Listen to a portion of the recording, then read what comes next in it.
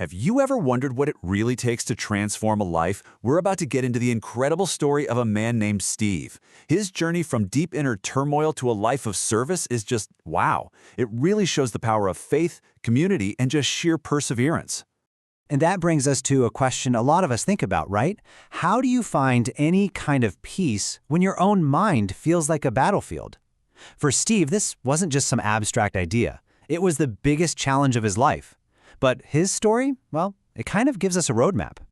So Steve's story starts in a place of really profound struggle. He had to face these inner voices that were challenging him every single day. But what really made Steve different was his honesty about it all. It was so raw. He didn't try to hide his pain, even during these long, incredibly difficult times. He was just open about his search for some kind of refuge from what the source material describes as the torment of inner voices. And then something happened. In the early 1970s, he hit a turning point, a moment that would just completely change the entire direction of his life. In that search for refuge, Steve discovered the Bahá'í faith, and he joined the local community. And this wasn't just a casual thing. No, this was the beginning of a totally new path for him. It was the catalyst for this huge change that was about to happen. Now, it's so important to get this. This was not some overnight fix. Not at all. His journey to independence was a slow, gradual process built piece by piece on a foundation of prayer, the support of others, and his own growing commitment. This transformation really rested on three powerful pillars. First, he was persistent in his prayers for relief. Second, he had this incredible, steadfast love from his mother and his friends.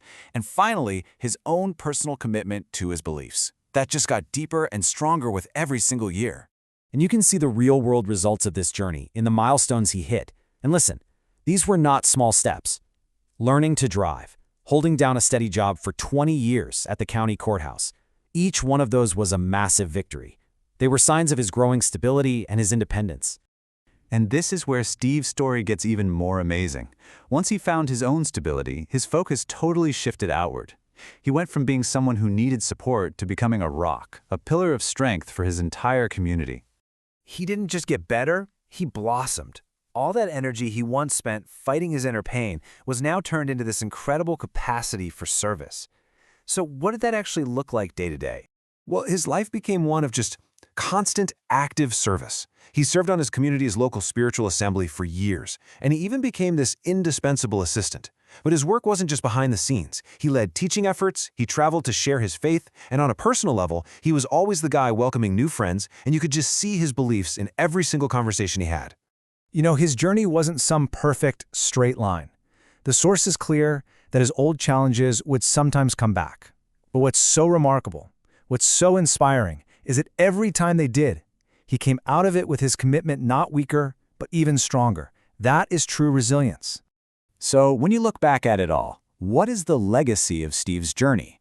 It's this powerful, powerful story about how one person can truly transform their life and leave behind a legacy of love and patience. And that's really the heart of it, isn't it?